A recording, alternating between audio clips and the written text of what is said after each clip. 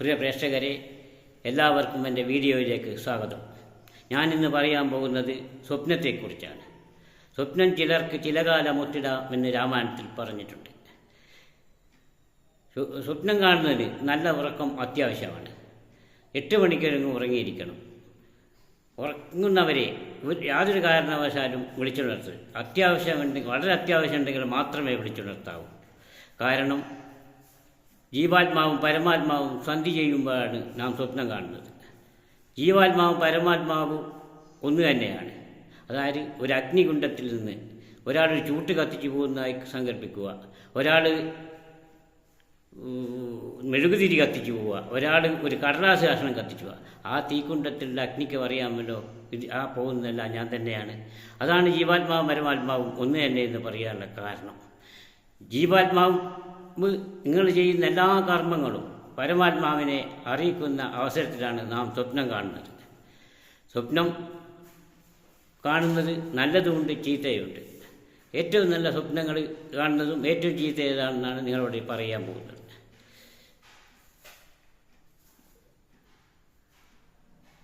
സൂര്യനെ സ്വപ്നത്തിൽ കണ്ടാൽ നിങ്ങൾ വളരെയധികം ബഹുമാനിക്കപ്പെടുന്ന വ്യക്തിയായി മാറുന്നതാണ്. ആ സമയം ഒന്നും കൂടി പറയാം. 3:30ക്കും 4:30ക്കും മടക്ക് കാണുന്ന സ്വപ്നം 3 മാസം കൊണ്ടും, 4:30ക്കും 5 മണിക്കും കാണുന്ന സ്വപ്നം 1 മാസം കൊണ്ടും, 5 മണിക്കും 5:20നും ഇടയ്ക്ക് കാണുന്ന സ്വപ്നം 10 ദിവസം കൊണ്ടും ഫലത്തിൽ വരും.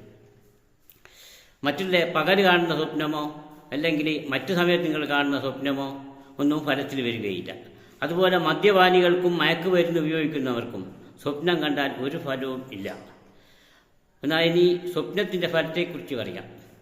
സ്വപ്നം നിങ്ങൾ കാണുന്നത് 3:30 മണിക്കാണെങ്കിൽ നിങ്ങൾക്കത് 3 മാസം കൊണ്ട് മാത്രമേ കാണൂ. എന്നാൽ 3 മണിക്ക് ചിലർക്ക് സ്വപ്നം കാണാം. അത് ചിലർക്ക് മാത്രം ഫലിക്കും.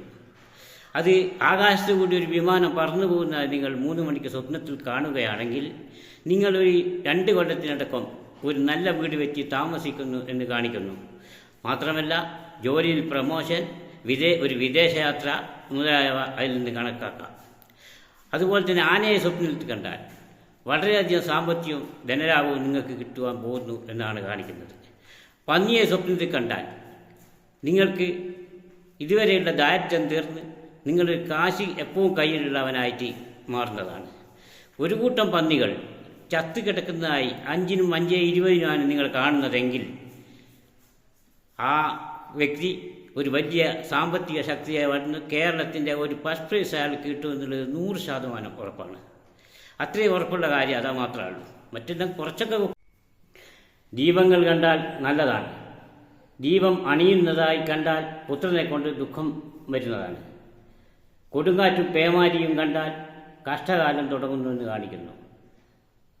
ശാന്തിക്കാരനെയോ മുസ്ലിം പണ്ഡിതനെയോ മരിച്ചവരെയോ ഉറക്കത്തിൽ കണ്ടാൽ സമയം കുറച്ച് നന്നായിട്ട് വരുന്നു എന്നാണ് കാണിക്കുന്നത്. പ്രിയ പ്രേക്ഷകരെ, നല്ല സ്വപ്നങ്ങൾ കണ്ടാൽ ആരോടും പറയരുത്.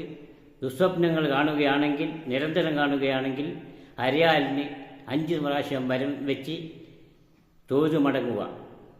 വീഡിയോ ഇഷ്ടപ്പെട്ടെങ്കിൽ എല്ലാവരും ലൈക്ക് ചെയ്യുക, സബ്സ്ക്രൈബ് ചെയ്യുക. നമസ്കാരം.